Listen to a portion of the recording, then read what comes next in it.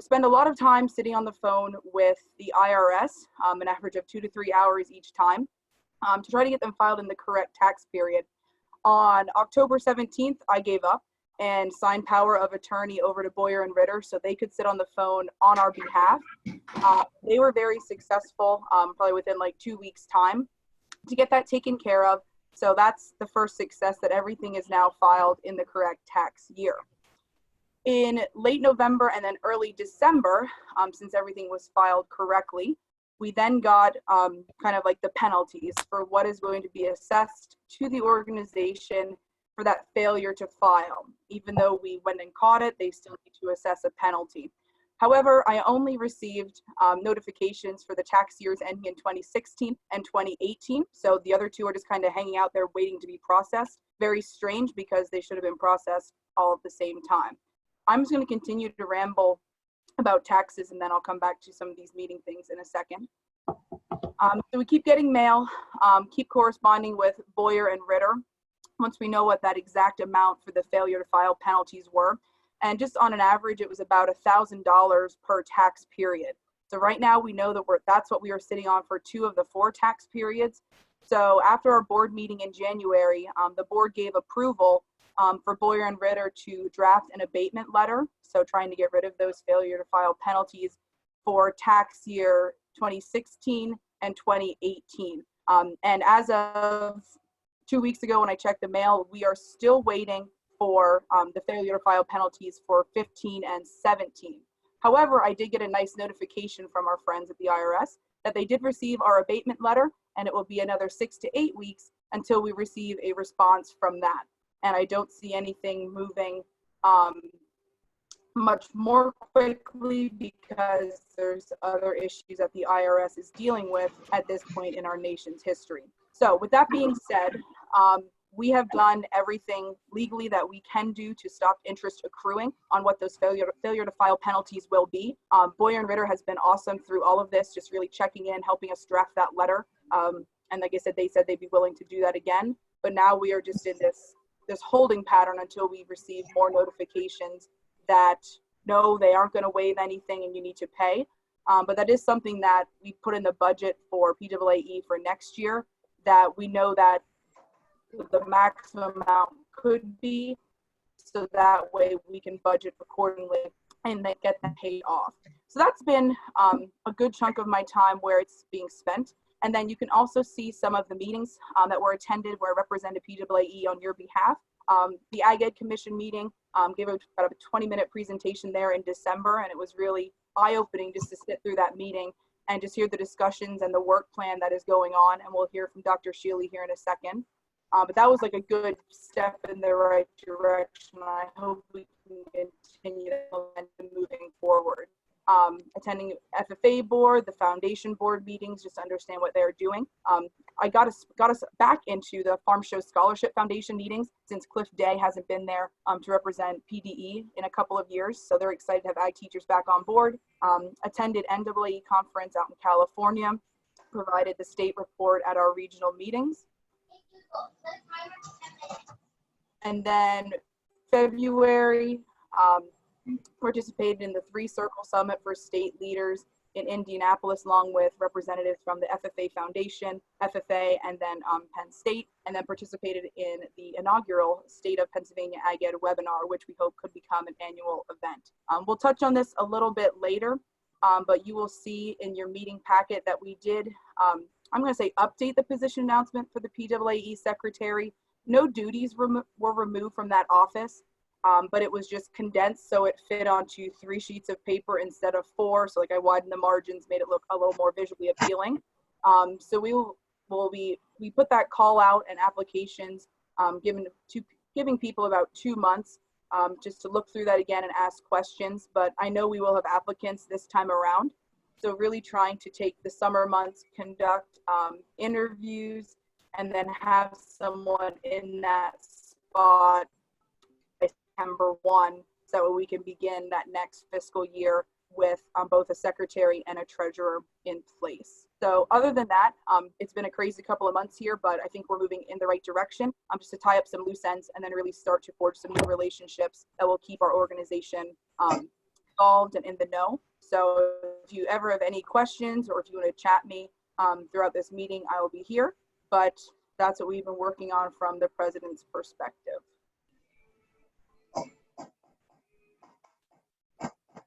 Thanks, Darla. Does anyone have questions for Darla?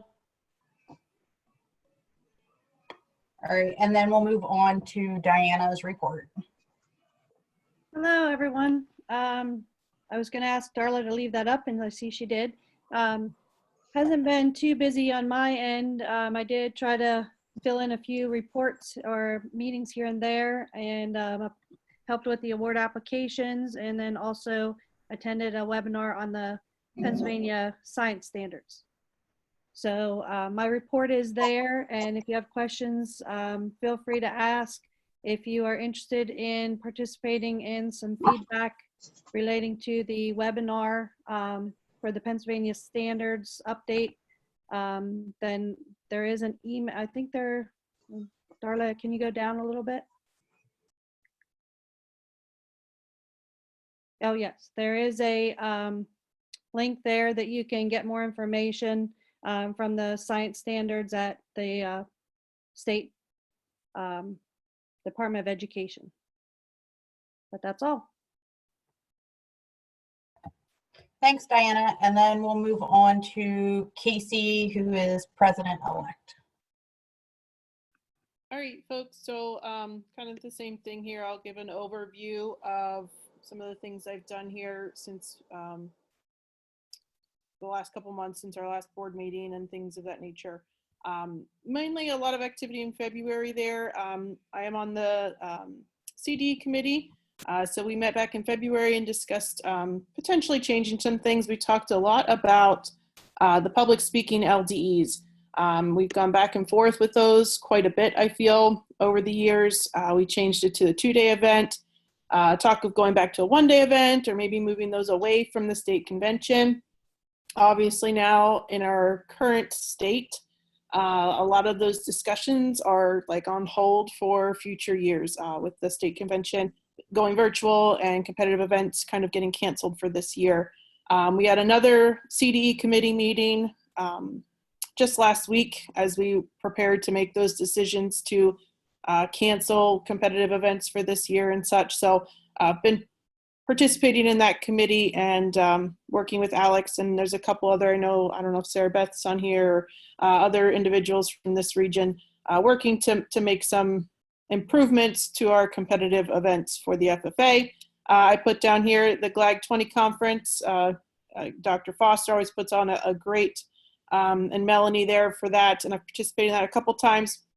And I just put that in there because if anyone hasn't participated in that before, I think that's a great professional development. So I'd encourage anyone to get the conference in a box, as those are probably my favorite. Also in February, I did the State of Ag Ed in Pennsylvania webinar.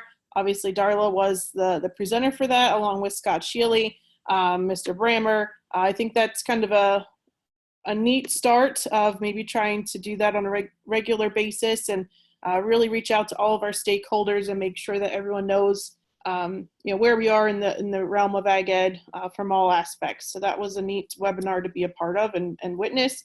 I've also been doing a lot between January, February, and March here with membership. Things are winding down with membership, which I'll talk about in a little bit here. For March there, I have listed the FFA board meeting. That was our scheduled board meeting at Penn State. It was a very lengthy meeting, but a very productive one. And we had a lot of good discussions about CDs and LDs, affiliate membership. There was an issue at ACES, which Mr. Brammer can maybe talk about. You guys should have gotten that email from Joanna McLevy. Obviously, we want to promote inclusion and diversity and acceptance of everyone in the organization. So we talked about ways to maybe just emphasize that among our students and our faculty and everyone involved in the FFA organization. We talked about the whole COVID-19, which has become a reality since that meeting, and the national officer candidate process. Thomas Gable and Libby are kind of spearheading that and making some changes, hopefully to improve that process for the state officers that are looking to be our national officer candidates, so that maybe we can get a Pennsylvania one here in the near future.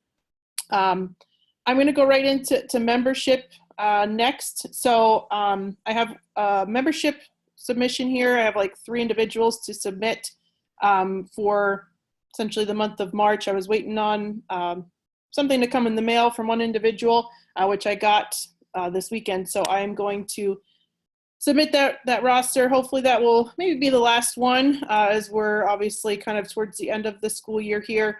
But if I get more memberships, we'll add you guys to the roster. If there's any like issues with the membership form that I have on the website, please let me know. Sometimes I've mixed up years of teaching or something like that. So make sure that that all seems accurate. If you have any issues, reach out to me, let me know. I'll make those updates and then I'll send that along to KP to post on the website. I have in here in red, this is kind of a good thing to highlight, I guess. NAA's actually ending all the physical Ag Ed magazine copies as of July 1. So in the past, if you think of your membership form, there was a hard copy and digital, and a digital access option. And it was either $10, $12, or $15, like so $10 even for the digital access to the Ag Ed magazine. Now, as of July 1, it's all online. They're not going to have the printed versions, but it's all free. So you don't even have to pay the $10 for the digital access. So that's a nice change for next year. And I have up here, like kind of discussed for next year, obviously we're promoting and advertising the executive secretary position. So hopefully then they will take care of membership in the future. But if not, we'll have those discussions at a later date. So any questions for me about membership or any of the activities that I've participated in recently?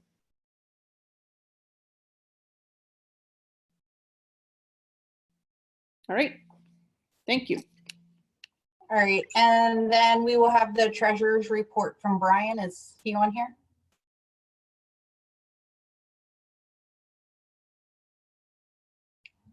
Yeah, I didn't see him.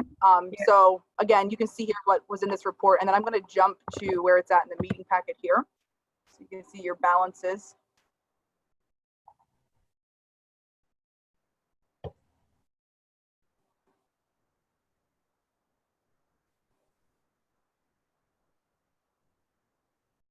And then I know this was something that Brian had mentioned a few times, just depending on how M&T is regulating like the minimums and then any fees, like if you go below minimums with that scholarship checking.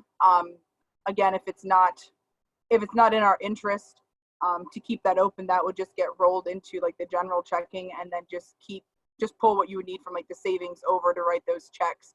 But I know that was something that he was looking at kind of closely. So I know everything from the PDA grant has been received and then paid out to FFA.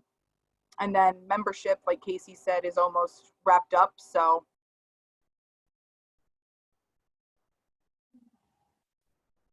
this should really be it for kind of the fiscal year until we hit potential conference deposits and things like that.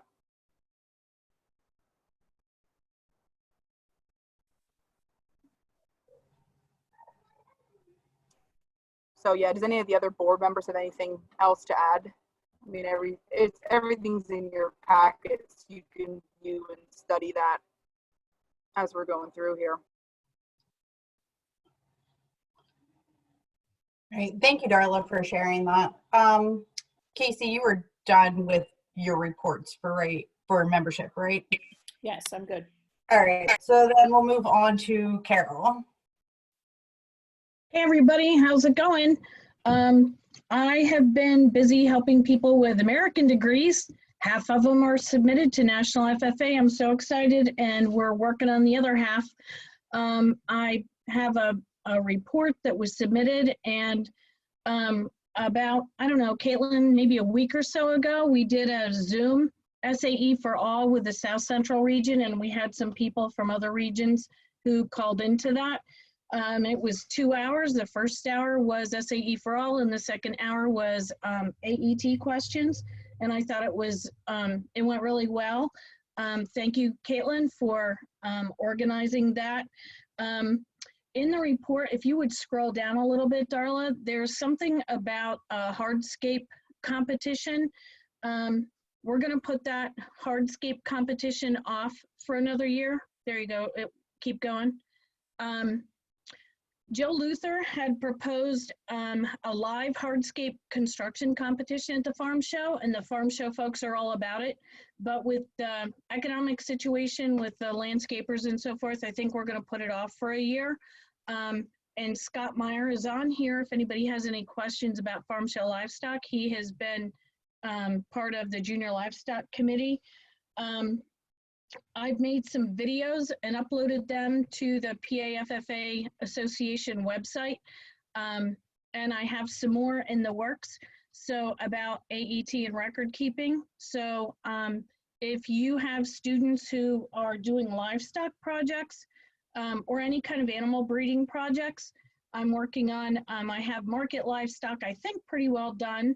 And I'm working on using the breeding manager, because that really, as I've been helping some people with some proficiency applications and with the American degrees, I think the breeding manager is kind of something that can get us stuck. So I'm working on videos for that.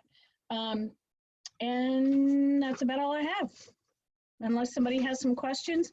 One thing I want to tell you, some of you may not know, is that the Ag Ed Commission has picked up some of the cost or stipend or whatever you want to call it for the SAE specialist position, which is awesome. So thanks to them. And then we'll move on to a report from Penn State.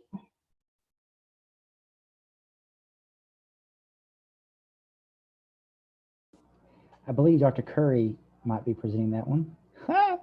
That's when we all look at each other and say, who's supposed to do South Central region? I'm pretty sure it wasn't my Dr. Curry. Are you available? I'm here, but I was certain that this was Beth's Great. role. I'm happy to do it. I'm in the same boat, guys. Beth asked us to pick up tonight, and so you know that we love you. We know we want to help you. If you read those Tuesday emails, lots of good things in there, particularly a form at the top where you can say, this is what we need. And if you do that, we will be responsive and help you. But you have to ask instead of us telling you what you need. Dr. Curry, now you get to clean up whatever I messed up. Yeah, just the only other thing in that report is really quickly just an update on our numbers. We're looking healthy into the cohorts that are coming up here in the next year or two. Dr. Foster will be on a sabbatical starting in the fall. We currently have an AE 295, an opportunity to work with CD and LD chairs. That's obviously been put on a little bit of a hold now with this COVID-19 situation, but we're still going to continue to do that for those that are moving forward. We do have a new directory coming soon for the way by which we interface with all of the interface of all the programs and teachers. More to come on that soon. We hopefully will have an opportunity for you guys to keep that updated yourself, so that we won't have to constantly track you down to harass you to change things. We have a needs assessment that's in the development stages right now. Expect that to be coming out in late April. And we have some upcoming PDs that pretty much all got canceled.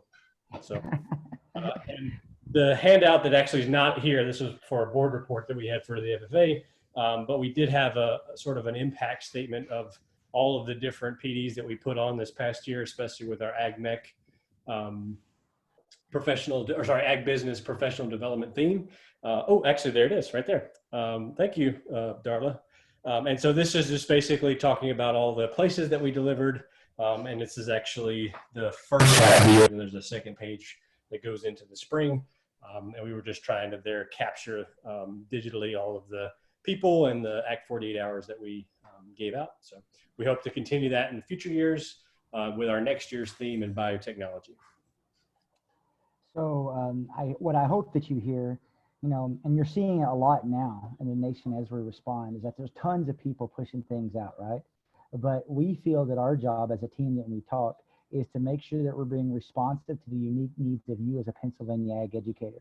We believe that we are best positioned to be proactive and advocate for you, perhaps to do a better job on something than say somebody from a different university or different state, right? And usually what that means is us getting all the best stuff together in one place and say, well, here, use these 3 things, and here's something a little extra that we can help with. The only other thing I wanted to add to that is to make sure that people are clear. I've discovered that as I started telling people about the sabbatical, that not everybody knows what a sabbatical is. I'm not being fired. I am not dying, and I'm not leaving and never coming back. A sabbatical is a gift from the university that allows once every 7 years for you to focus on something and try to bring back additional value to the university and to your stakeholders.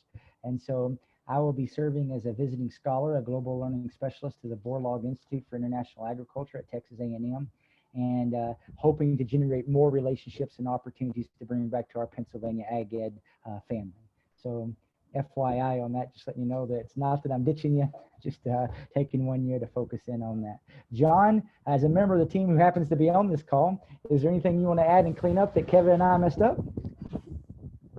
Nope, I think it sounds pretty good. The only note I wrote down was that our advisory committee is still meeting, obviously virtually, on April 24th.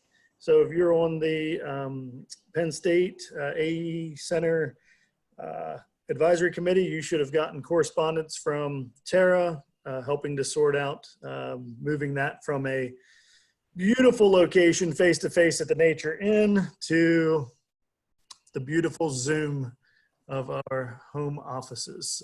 So that's still happening on April 24th, and that agenda will be coming out shortly to the committee members. So we appreciate service on that, and we'll actually be looking to fill a few slots after the April 24th meeting. So if you're interested in being part of our advisory committees, getting to tell us what to do once in a while, here's your chance. So there will be a note coming out about that after the April 24th meeting. But for now, if you're on the committee, hope you can attend virtually on the 24th. And Tara will be sending out information if she hasn't already. Thanks. The last thing I will share is because I am an extrovert, as some of you know, and I've been going crazy, all hidden here. And so all of a sudden I had a wild hair, and I decided that for Parliamentary Law Month in the month of April, that I would do a Parliamentary Power Hour. And so, I sent that to you guys, but to let you know what it looks like, we, on Thursday, I think I have close to 50 already registered. There was more. When I first did it, I didn't expect that much of a response, and then I had to add some structure. So we're going to have a parliamentarian come in and talk about an issue for 5 minutes. Then we're going to split into groups. Students are invited, community members are invited, and teachers are invited. Get to share best practices and ideas, and then we come back for question and answer time. So it's a quick 45 minutes to 50 minutes on Thursday from 3 to 4 Eastern. So back to you, Megan. All right, thank you all for each of your inputs, and we'll move on to Mike Brammer. Well, good evening, folks. I do not have a written report, but I will do a verbal report as much as we can here. So first of all, I hope everyone is doing well and that everybody is surviving. So let me just say that first and foremost. Obviously, let's start back to when our lives were more normal than they are today. Obviously, with SLLC being canceled, working through our foundation folks and working with the folks at the hotels, we will be reimbursing all the funds that were paid for SLLC. So if your chapter or your school sent a check in for that, it will be coming back. However, I have not sent them out yet, only because I'm not sure that there's anybody there to collect them. And I want to make sure that these get to the right people. So if you've already paid for that conference and you know that somebody's there that will take care of those funds for you, let me know just by way of an email or something, and I will send those checks out. Otherwise, we're going to wait until people are back in the building so we make sure that those checks get picked up and cashed and get credited to the proper accounts. Obviously, the letter that came out yesterday in regards to canceling all competitive events and canceling the convention, we are currently working toward trying to conduct a virtual convention. The officers and I are meeting about 3 times a week by way of Zoom so that we can have those conversations, and we're exploring all kinds of different possibilities. Our hope and our plan is that we will produce something that you and your students can actually watch on your computer screens or on your smart TVs or wherever you decide to put us. And it will be something that looks a little different than what you would have seen if you would have been there in person. I'll give you a little inside scoop of some things we talked about last night. This is not anything definite, but we're looking at possibly doing 7 or 8 sessions. And before you freak out, those would be like 30-minute sessions. So they would be short and sweet. But we would do probably 7 or 8 different 30-minute segments. We haven't decided yet how many a day we would actually do or whether we would spread those out over the course of 4 or 5 days. But those are some of the things that we're looking at doing. We also want to try to do some things that makes it look exciting, and it's not just a bunch of talking heads on a computer screen, because we know that there will be students seeing this for the very first time. And we also know that there will be people possibly from all over the country who would be able to watch what it is that we're actually doing, as we have been doing with other states who are holding virtual conventions. With that being said, we are moving forward as far as the nominating committee and state officer applications. The nominating committee applications, of course, are due this week. So if you have students that are interested in applying for that, I think they're actually due on Friday. And also state officer applications are online, and they're actually due May 1st. So those dates will still hold. Our plan moving forward is to conduct virtual state officer candidacy schools. We actually did one last week for the northern region. We had, I think there were 16 people that were actually on that Zoom call. Tonight we're doing your region. It starts at 7 o'clock. So if you see me disappear from your call, you'll know I'm trying to get ready for that. But the officers are continuing to conduct those. If you'd like to join us tonight, I think I sent you that information earlier today that you can just drop me a note and I'll make sure you have that sign-in information. We did not open this up and just do a blanket invitation. We said if you want to attend, you have to register. And then we sent those students an email with the passwords and everything to get in, trying to keep that a secure atmosphere as much as possible. The state officers continue to do some things as far as social media is concerned and trying to keep that contact up with all the students. They've been doing some things like every other day. This week, if you've noticed on our social media page, the second-year scholars that we had for SLLC are now actually producing and putting out their reflection sessions that they would have done during SLLC. And they've tweaked them a little bit to make them kind of coincide with the situation that we're into today. So I think they're pretty cool. So things are different. Things are still moving forward. If you're wondering about what the process may look like when it comes to electing state officers, we're still working on that one, but it's probably going to be using some type of a format that you're currently looking at. We know that we can do breakout rooms and do all kinds of things like that. And so we're exploring those possibilities to actually do, if we have to do interviews virtually, that we will do that. And then we're actually telling the candidates at the SOX meetings that we will let them know all the information as quickly as we possibly can, but prepare for everything the way that it has always been done. Because that's our plan, is to conduct those rounds as close to what we've done in the past. Can I answer any questions for you? I know that was a lot of stuff to throw at you at one time.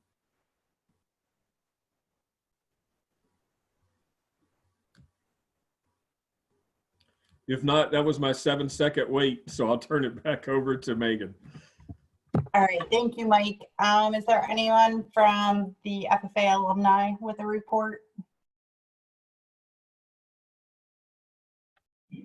All right, yeah, we don't have anything to report on. Just same old, moving forward. Okay, and an FFA Foundation report, is Sarah on? I see Darla has the foundation report pulled up. Maybe Sarah's having a baby today.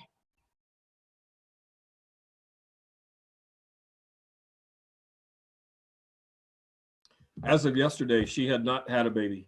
Oh, okay. But I have not heard from her today, and today's the first day in a while I haven't heard from her, so fingers crossed. I didn't see any Facebook posts from her today. Right. So, All right, then I guess we're on to Scott Shealy from the Ag Ed Commission. Yeah, hi everybody. Good to be with you. And I wanted to just do a little bit further update from what we did with the State of Agriculture Ed report, basically talking about what's going on with the commission right now. So this is really, it's a pretty important time for us because in particular, we have a report that's due to the General Assembly on May 1st, which is the annual report updating the General Assembly on what the Commission has found in terms of its the research that it's done and also the fact finding over the last year or so. So that report actually then needs to include some other things, which we are also working on at the same time. One of those is a work plan for the Commission. We have normally done the work plan for a 2-year period. So this is from 2020 through 2022. So both of those documents have been written. We've had a lot of input from people. We have vetted those out and around. We are running those currently through the further vetting that's done at the Department of Education and Department of Agriculture. So those will continue to make their way through the process. We hope that we get everything done on time. It looks like we're in really good shape.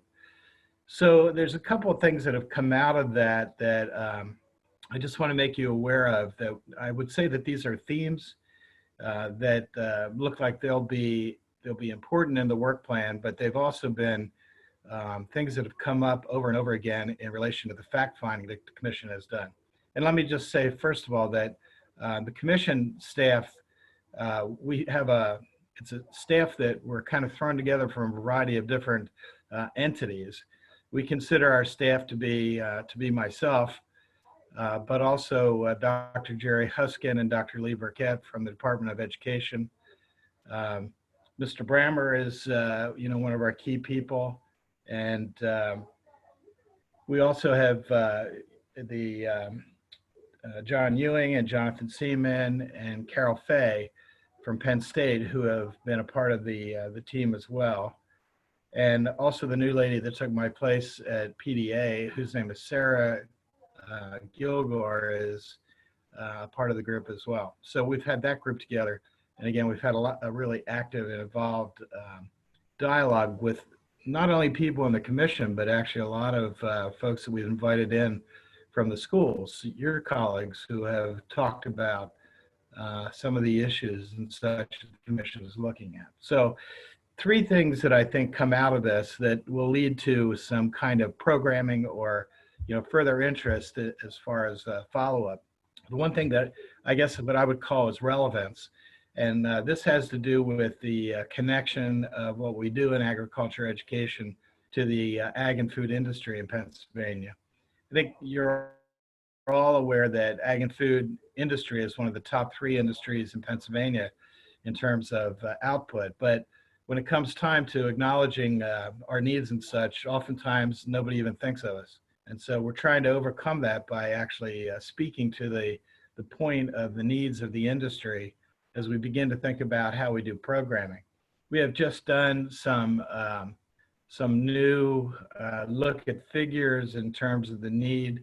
I don't know how this COVID's going to affect it, but even before all that happened, we were working with a number of 75,000 openings over the next 10 years in the ag and food industry. We believe that that's actually going to be closer to 200 to 300,000 openings.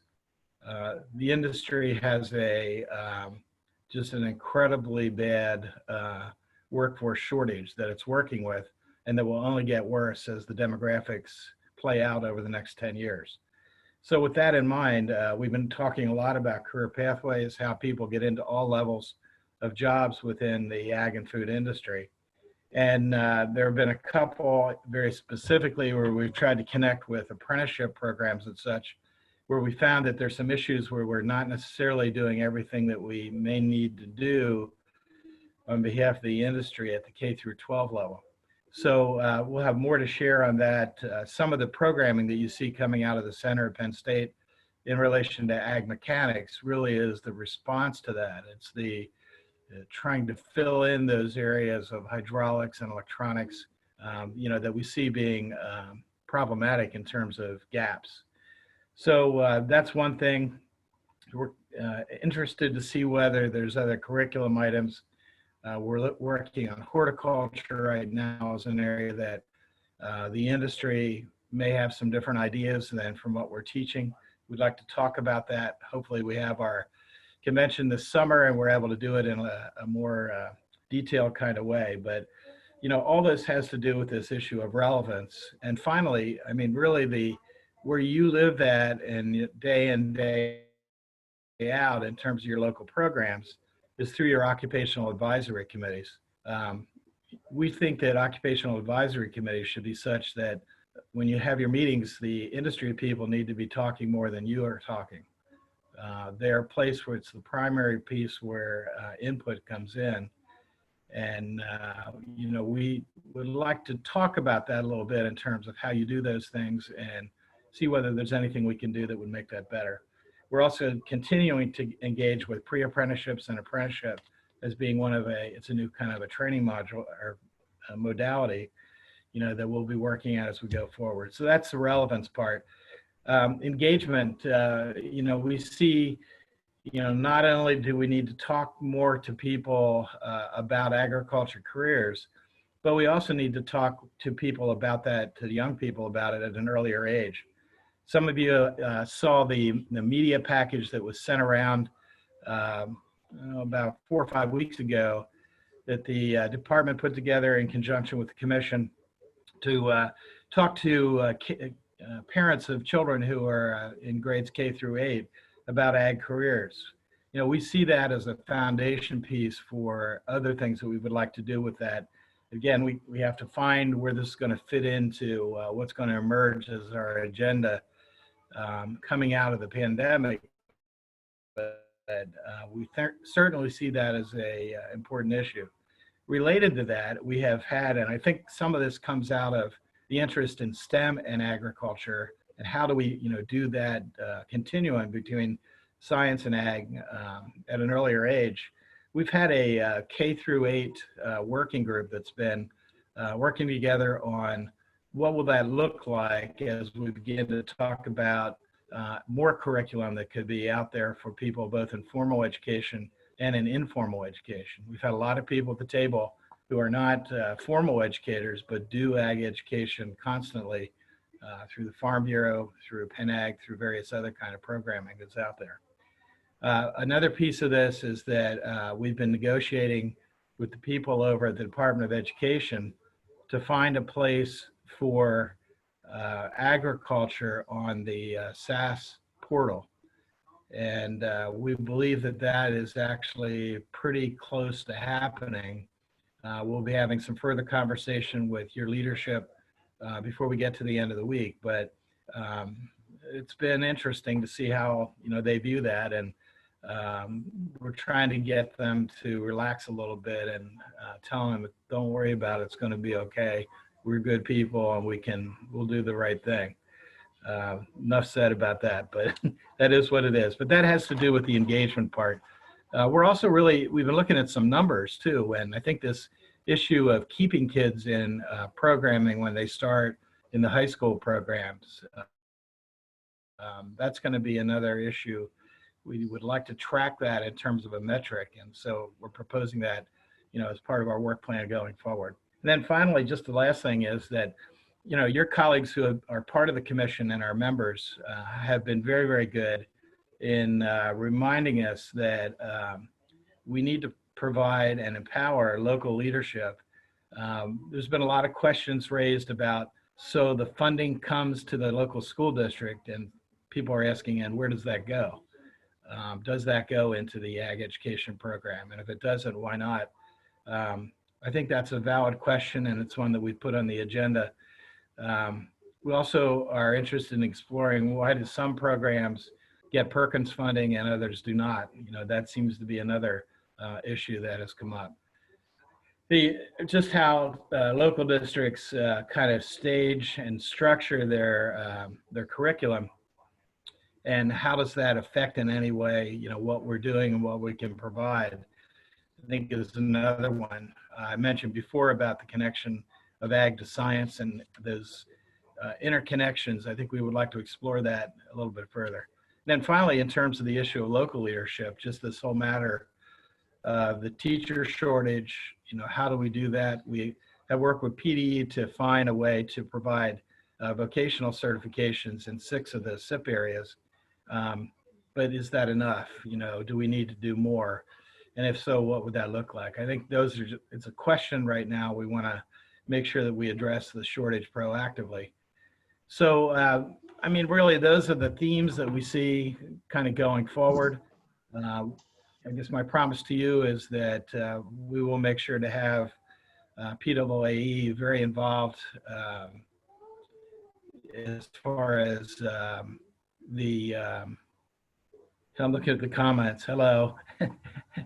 We'll make sure that we have you involved as we go through this, and we are definitely asking Darla and Mr. Brammer to rotate in terms of reports to the commission every other time they meet. So lots more going on. We hope that this is something you participate in. We really are looking for your feedback. I know everybody says that when they do these things, but we think that if we work together, we can make this happen. So again, thanks for the time. More to come. I would point to the chat. I was being silly, but John Hines is being serious and posed a question to you about the idea of Perkins need a guide sheet on how to access Perkins as a request coming from a program that is a concern. So any kind of advice you might give?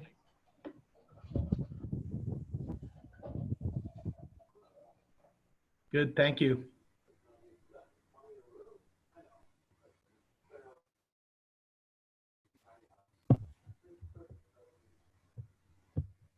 All right, thanks, Scott. I know as far as John's question about the Perkins and having a guide sheet, I know with our school, they told us that since we send kids to VOTEC, that's where our Perkins money goes. So I don't know if that's a similar problem for John or not.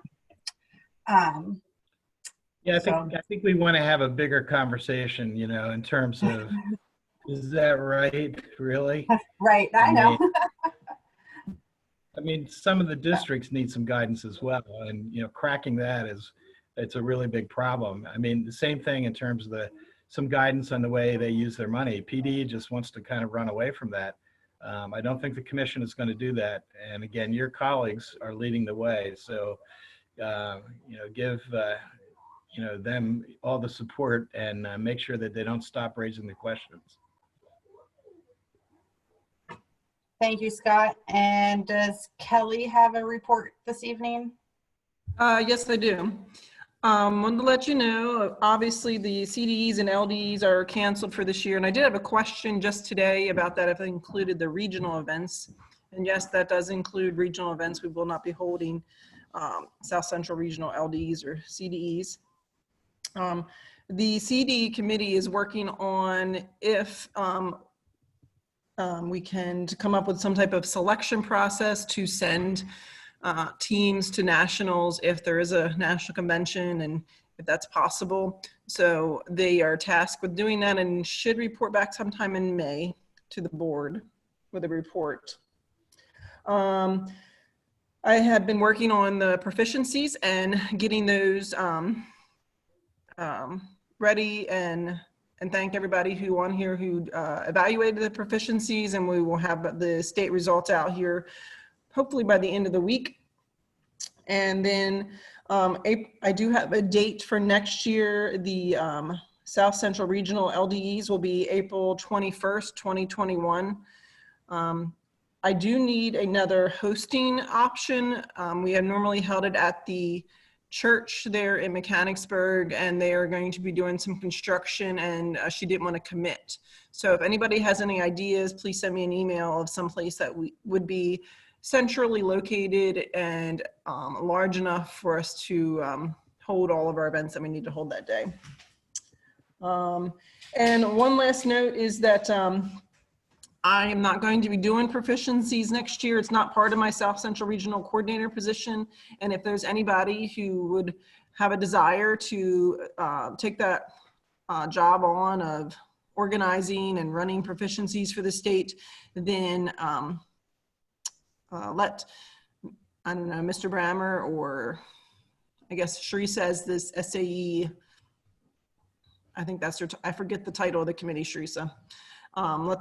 She's the committee chair, you can let her know as well. Does anybody have any questions for me? Kelly, how many rooms do you utilize at the church when you do that contest? Just so we know what size building to be looking for. So like we did parliamentary procedure, and they need at least 2 rooms because you have to have the a room for them. Like they need 2 rooms. Extemp needs 2 rooms. Conservation, senior prepared, junior prepared, Creed. It's like, what is that, like 8, 10 rooms, something like that? Okay. Yeah, I think it's up to 11 if you split senior prepared into 2 and junior prepared into 2. Then you need 11 rooms, I think. Okay. Sorry. Okay. Yep, that's perfect. Thank you. All right. Thank you. All right, on to member services. We are holding the run across PA. I have 3 full teams registered. If you haven't registered yet, hop on. Even if you don't have a team, I do have some individuals, 1 person training for a marathon. So if your odds are good, I'll pair you on the right team. So just go ahead and fill out that Google form. I think Darla has it attached to the email, and get that submitted soon. And then of course I lost my stuff. So I guess next is Robin. All right, so as you can see there, we had a very successful apparel, pins, and stickers. Hopefully everyone liked it. We are scheduled to profit $56 from clothing and just about under $46 from the pins. We do have lots and lots of stickers left for sale. You can either see myself or Megan or Janae to get them. We will mail them to you since we won't be seeing anyone for a while now. But you can decorate everything. And then again, there was 1 person who did the recruitment challenge, so we'll be taking care of that. And then after summer conference, we'll do our press releases. If anyone has any requests for apparel this year, let me know. Last year, we had the request for the pins and the stickers. We made that happen. So if there's anything else you want, let us know. Or if there's changes to the apparel, let us know. That's all I got.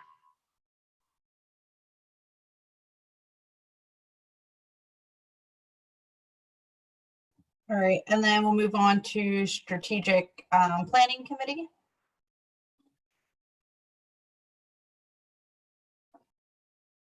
Or maybe we'll move on to public policy. Anything from policies and bylaws? Oh, Megan, can we go back to public policy for a second? This is Darla. Yep, sure. Yep. So this was results of this survey that the Public Policy Committee had put out back in July. We included these in your fall meeting packet as well, but we just wanted to provide clarity that the top 5 that you see listed here, when I went to the commission in December, those were the top 5 that I spoke on and gave like the percentages and breakdowns for how many members thought they were important and in which region. And then just kind of provided like some strategies from a teacher perspective as to what would work and what would not be beneficial to us. And as a result of that, we thought that was a really good way to gather everyone's opinions. I'm going to jump to a little bit later in your meeting packet here. The committee came up with this policy submission form. So we're asking that if you have ideas, I know this year's kind of a rough one to get going with things. But if you have like an issue that has come up in your local district or just something else that you're hearing going on in education that you want us to be aware of, complete this form here, and I had attached it in that previous email to you in a Word document so you can type it, and return it back to your regional vice president. So that way, when this committee gets together over the summer, they can kind of condense and then figure out some trends. And then at our fall meetings, each region can then go ahead and rank these policies or just items that need attention. So that way we can take them to the commission in an organized format and just kind of get on a schedule for that. And then if other groups are curious as to like what are the current issues with PAAE, then we have something that has been vetted by the membership, and it's not just what the board thinks that particular year. There's actually kind of like a process, very similar to what Farm Bureau does. So kind of stealing the way that they take that policy recommendation and just bring it from the counties to the state level. So if you have ideas, go back to that Word document, and then you can submit that to your regional vice presidents. We're just saying a week after the meeting, kind of while things are fresh in your head, but obviously at any point in time before we gather before the summer. And that's everything for that committee then, Megan. All right, thanks, Darla. Is there anything on professional growth committee?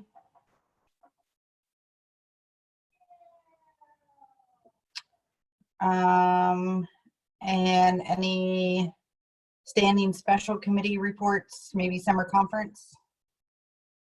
Are we still having summer conference? The committee is going to be meeting, we said after Easter, the committee will be getting back together to make that decision. And a lot of it was hinging on the status of if we return for classes. So that'll be a discussion that will be happening. Just to keep everyone informed, but they did want to hold off on putting registration out, although they were ready to go and we're fully prepared to do that. But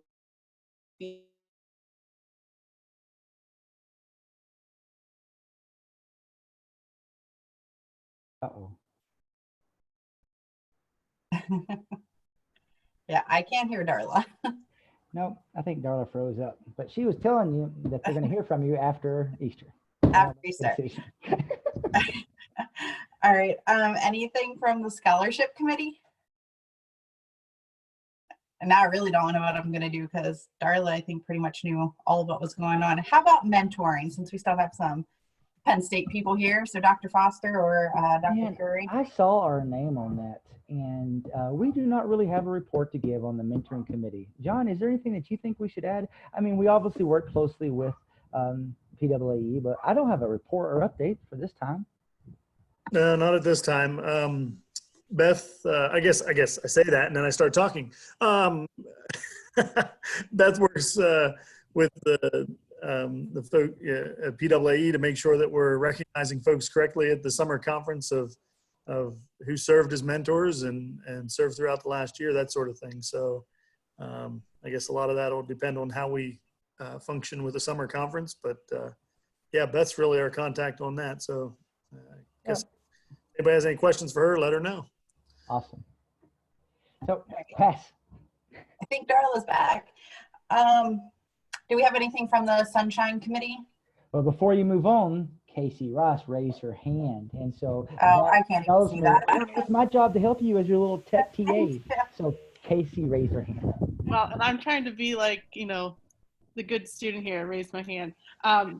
No, I was just gonna, with mentoring, since Beth's not on here, and maybe some of the other individuals on here are mentors, she did reach out to all the mentors and kind of said, especially during this time, like try to reach out to those mentees and make sure that they don't need help or that they don't need like someone to talk through, as we transition to like an online platform, trying to just make sure that you're being like the good mentor and reaching out to that mentee that you have and making sure you're making that contact with them. So I would just maybe encourage, if anyone on here is a mentor, if you haven't made contact with your mentee in the last couple weeks here, I know it's been crazy for us and everybody, but I'm sure as a new teacher or a young teacher that they're also kind of going crazy. So not how they expected maybe their first year to go. So if you haven't made contact, maybe reach out to them. All right, thank you, Casey. And then I guess if there's no Sunshine Committee report, then we'll move on to our unfinished business, which I think Darla did touch on earlier. Darla, do you have anything on that? Yeah, nothing really new. I'm not going to scroll and make you seasick again. Again, my internet hamster stopped running. There must have been a cloud that came across our satellite internet here, so I apologize for that. But really, nothing in the position posting has changed, except I made it fit on 3 pages instead of 4. But I know we will have applicants, so please expect that announcement coming before September 1st. For someone to fill that position, so we can kind of transition back to what we had the previous year. Again, it was doable this year. I don't think it's sustainable for the next 5 to 10 years, but if there's interest in the position, I'm ready to move forward and get it filled. So please distribute that to individuals who could fill that position, or if you yourself are interested, that's fine.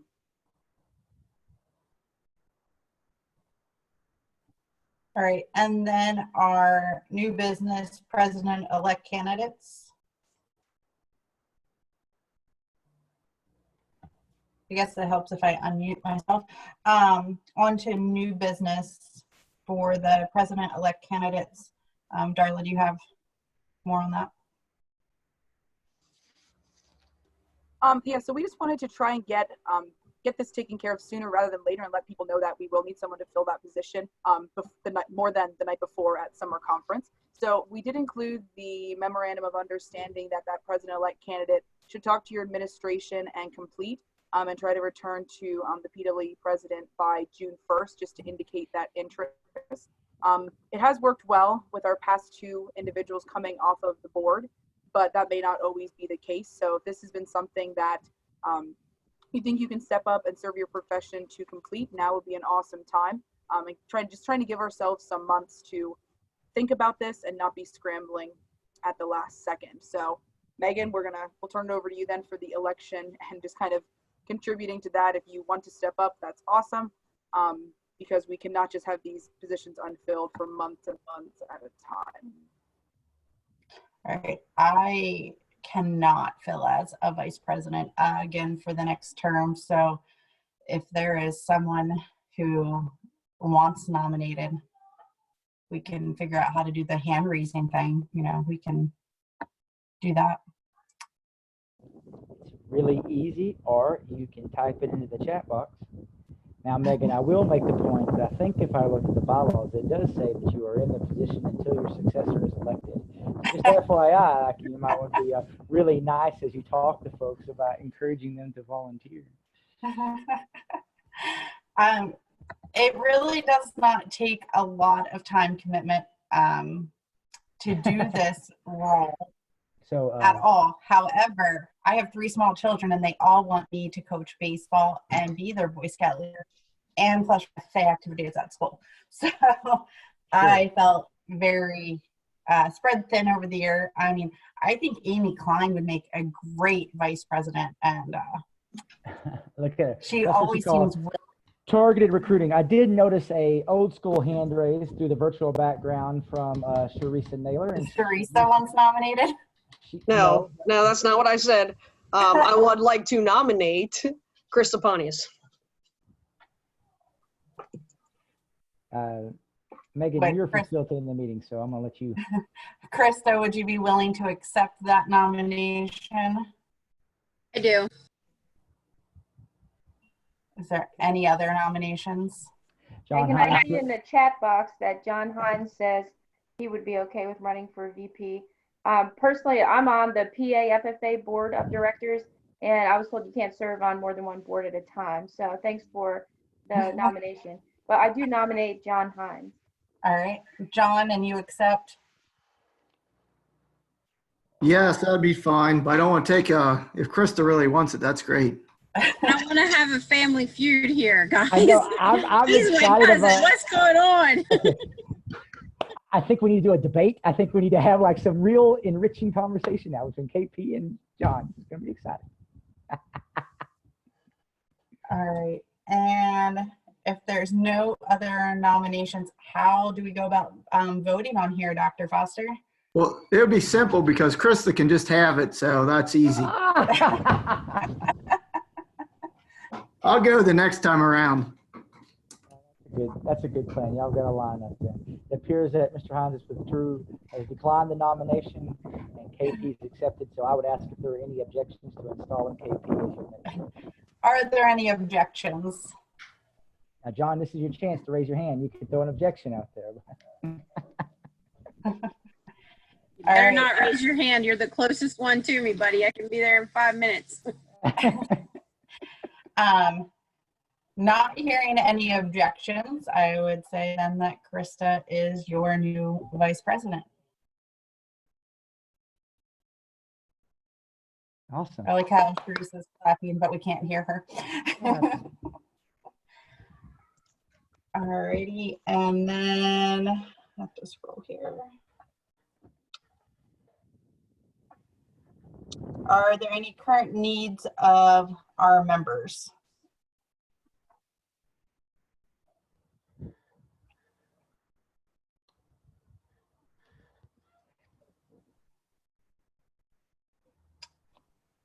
And I know this is one thing that I've just kind of had in the back of my mind since ACES. We had, I think the first weekend, an individual decided to bring some marijuana and attempt to smoke it in their room. And there was, I think it was either a first year or second year teacher who, you know, obviously caught them. And I went with them, I think somewhere either from our organization or some way we need to come up with a better way of making sure teachers know how they should go about searching students, what they can and cannot like legally do. I'd hate for someone to lose their job because they were trying to do the right thing when it wouldn't be the right thing. For example, that teacher was going to search the students' belongings without the students present. And I knew from my district that that was not acceptable. So I stopped her and I said, you need to call your administration before you proceed. And I know not all districts handle it the same way, but I don't know if there's any thoughts from you guys, if maybe we should put together some type of professional development on how to handle those situations. I know after that weekend, I went back to my administration and said, hey, we have a lot of clubs that leave on trips. Can I run a professional development just for our teachers in our district? So that's something that I'm working with my security officer on. I don't know if anyone has thoughts on that. It might be a nice idea for the professional growth committee to look at that as a piece that we could put out for the membership. And just from an input perspective, because every school district is a little bit different, maybe we should work with PSEA on legally what can and what cannot teachers do, so that we have that standard, you know, according to the Teachers Association, this is what they would recommend your steps be if you're on a trip with kids and this happens. Sarah Fulton and I have had that conversation a million times, and every time we experience something with another school, it makes us think, wonder what I would do in my own school. So I think we just need to encourage people to have those conversations with administration before they leave the building or the district. But in the meantime, maybe that's something the professional growth group could work on.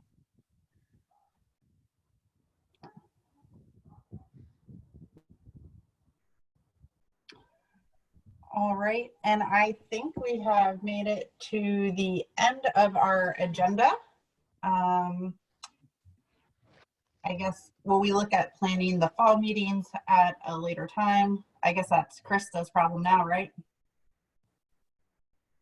Oh, good. I think we should do it now if it's my problem. Okay. For everyone's planning, the Northern region has selected Thursday, October 8th. That would be off the table. All right. What do we think about the, I don't remember what it was called anymore. My brain's too mushy from all this stuff. But the leadership conference that we had in the fall. Oh, Rick. Are we going to do that? Because if that's the case, then we need to spot. Thank you, Alex. What are our thoughts about that? I liked it. I don't want to put it all back on you again, Krista. I know last year I had said that I could help out with it. If you want us to alternate, if you want us to do something at our school this year, you know, in the fall or whatever, I'm open to thoughts. So if everyone likes that conference, Dillsburg can always be an option for hosting.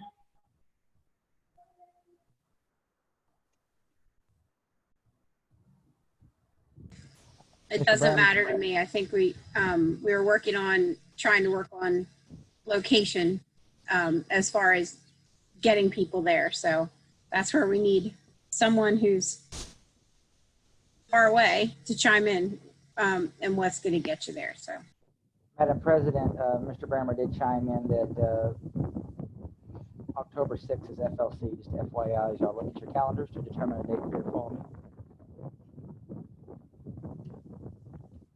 We're further away, but I'm always willing to travel and take kids wherever we need to go. So.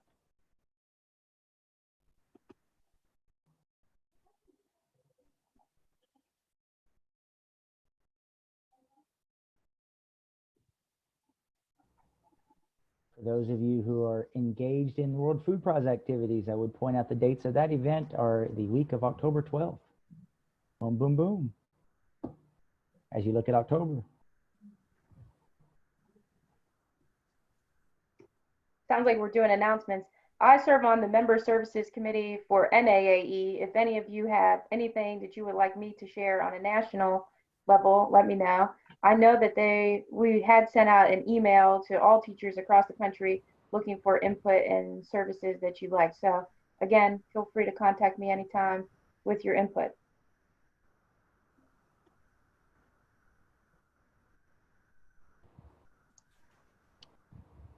We were supposed to be hosting this meeting at Big Spring, and I was trying to get a nod from my teaching partner who just vacated the premises for me. So I'm going to go out on a limb and say that we would be, well, there she's back. See, good. That we would be willing to host if you guys want either next fall or next spring, doesn't matter. I mean, we had everything lined up and ready. We just obviously didn't have. Sorry, I was eating ice cream, so I turned my camera off. I want to eat ice cream. Would October 8th work? It's a Thursday, I think. For some reason, I feel that was around the same date that this one was last fall. I think that's the Northern Region meeting. Yeah, October 8th is the North. Okay, sorry. what was the date of FLC again? October the 6th is what Mr. Brammer said. Does the 7th work for everyone?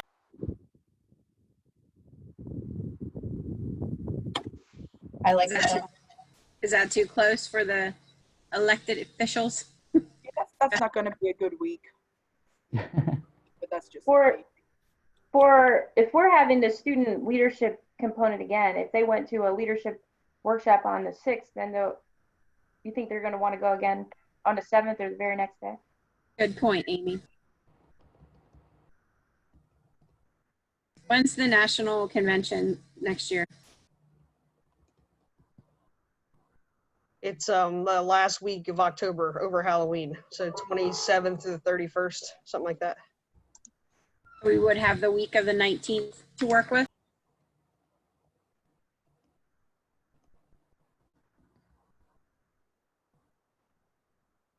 I think that would be a good week. 21st sound good? Hey, Krista, should we avoid Wednesday nights because of kids doing youth groups and things like that? I mean, I know that affects some of our kids, but. Probably we should. Yeah, Thursday the 22nd. Franklin County. Thursday the 22nd?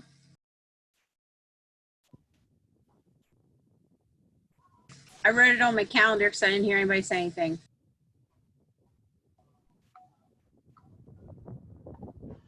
All right, perfect. So I have it on my calendar as October 22nd at Big Spring doing the SPOT conference and our regional meeting. So if there's no other announcements, this can be adjourned. All right.